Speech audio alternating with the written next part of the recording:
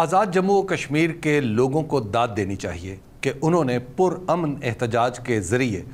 وفاقی حکومت یعنی اسلام آباد کی حکومت کو مجبور کر دیا کہ وہ آزاد جموں و کشمیر کے عوام کی متفقہ آواز سنیں،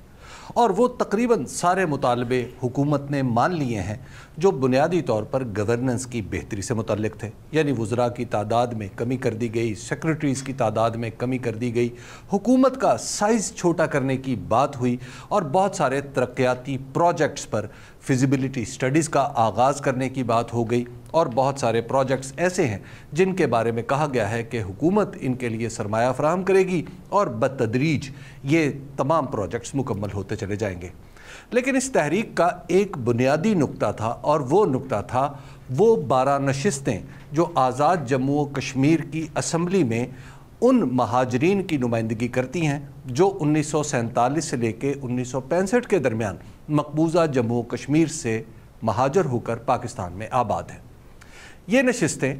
ہمیشہ سے وجہ نظار رہی ہیں۔ اس کی وجہ یہ ہے کہ پاکستان بہت بڑا ملک ہے اور کشمیری بہت چھوٹی چھوٹی پاکٹس میں پورے ملک میں پھیلے ہوئے ہیں۔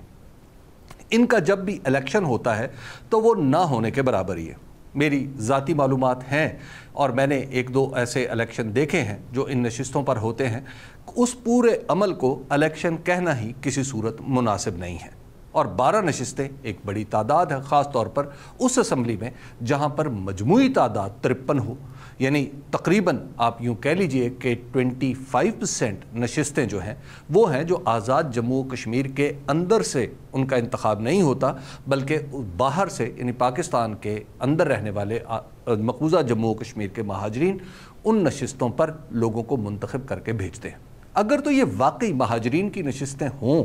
تو پھر تو بالکل درست بات ہے، لیکن عملاً جو پروسیس ہے الیکشن کا وہ ان کو مہاجرین کی نشستیں نہیں رہنے دیتا، بلکہ ان کو مشکوک بنا دیتا ہے، اور یہی مشکوک نشستیں آسمانوں کے ہاتھ میں پہنچتی ہیں تو پھر آزاد جموں و کشمیر میں اپنی مرضی کی حکومت بھی بنوائی جا سکتی ہے۔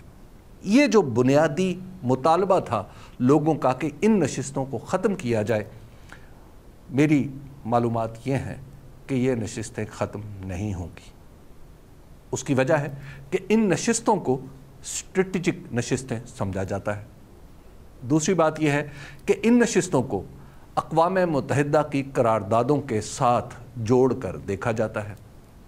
اور تیسری بات یہ کہ آپ ذرا اس کمیٹی کی کمپوزیشن ملاحظہ فرمائیں جو کہ ان نشستوں کی قسمت کا تعین کرے گی۔ اس میں 2 لوگ دستوری ماہرین وہ ہوں گے جو اسلام آباد سے ہوں گے، یعنی وفاقی حکومت پاکستان کی حکومت ان کو دے گی، 2 آزاد جموں و کشمیر کے ماہرین ہوں گے، اور 2 جوائنٹ عوامی ایکشن کمیٹی کے ماہرین ہوں گے۔